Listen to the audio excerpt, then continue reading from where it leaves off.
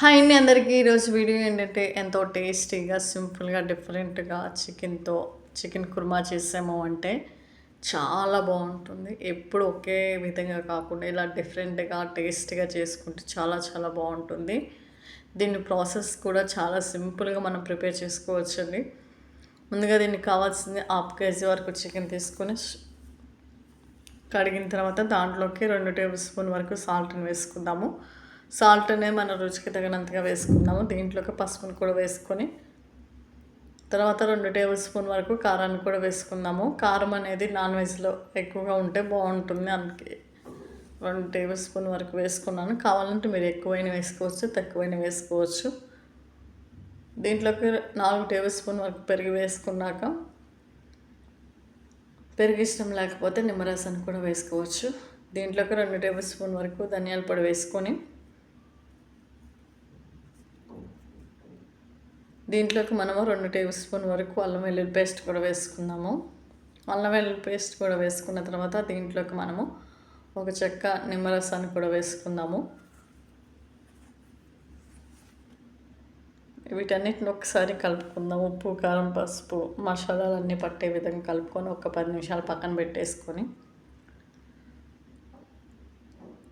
ఉంచాము అంటే కర్రీ అనేది చాలా టేస్టీగా జ్యూసీగా బాగుంటుంది. దీంట్లోకి స్పైసెస్ని యాడ్ చేసుకుందాము. మరాఠీ మొగ్గ, ఇలాచి, లవంగాలు, మిరియాలు, బిర్యానీ ఆకు, వీటన్నిటిని తీసుకొని స్టవ్ పైన బాండి హీట్ అయ్యాక దాంట్లోకి ఆయిల్ వేసుకొని ఆయిల్ కొంచెం హీట్ అయ్యాక స్పైసెస్ని దీంట్లో యాడ్ చేసుకుందాము. అవి కొంచెం ఫ్రై అయిన తర్వాత దీంట్లోకి మనం ముందుగా మ్యాగ్నేట్ చేసుకున్న చికెన్ కూడా వేసుకొని ఒక 5 నిమిషాలు హైలోనే ఫ్రై చేసుకోవాలి. దీంట్లోకి మనం ఫ్రైడ్ ఆనియన్స్ 2 తీసుకొని వాటిని మీడియం సైజు తీసుకొని వీటిని ఆయిల్లో ఫ్రై చేసుకొని ఈ విధంగా అయిన తర్వాత మిక్సీ పట్టుకుందాము.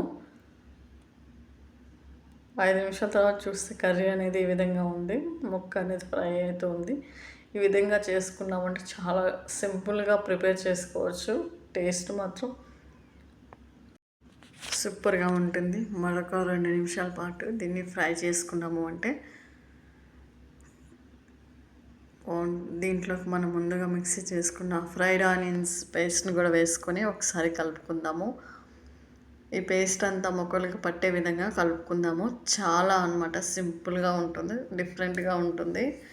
దేంట్లోకైనా టేస్ట్ మాత్రం సూపర్ ఉంటుంది. గ్రేవీకి తగినంతగా వాటర్ వేసుకొని ఒకసారి మనం కలుపుకొని దీంట్లోకి మనం పచ్చిమిర్చిని కూడా 2 తీసుకొని సన్నగా కట్ చేసుకొని వేసుకుందాము. వీడియోలో చూపిన విధంగా చాలా బాగుంటుంది. ఒకసారి వీటన్నిటిని కలిపిన తర్వాత దీంట్లోకి మనము 2 టేబుల్ స్పూన్ వరకు గరం మసాలాను కూడా వేసుకొని ఒకసారి వీటన్నిటిని మసాలా అంతా ముక్కలకు పట్టే విధంగా కలుపుకొని మూత పెట్టి 5 నిమిషాలు ఉంచి 5 నిమిషాల తర్వాత చూస్తే ఈ విధంగా కర్రీ అనేది ఉడుకుతూ ఉంది. దీంట్లో కొంచెం ఖర్జూర మెంతును కూడా వేసేసుకొని ఒక 2 నిమిషాలు మూత పెట్టుకున్నాము అంటే ఎంతో టేస్టీగా సింపుల్గా ఉండే చికెన్ కుర్మా రెడీ అయిపోయిందండి. రైస్, రోటీస్, పూరీలో కానివ్వండి, రాగి సంగట్లో, దేంట్లో కన్నా చాలా బాగుంటుంది. వీడియో మీకు నచ్చినట్లు అనిపిస్తే లైక్ చేయండి.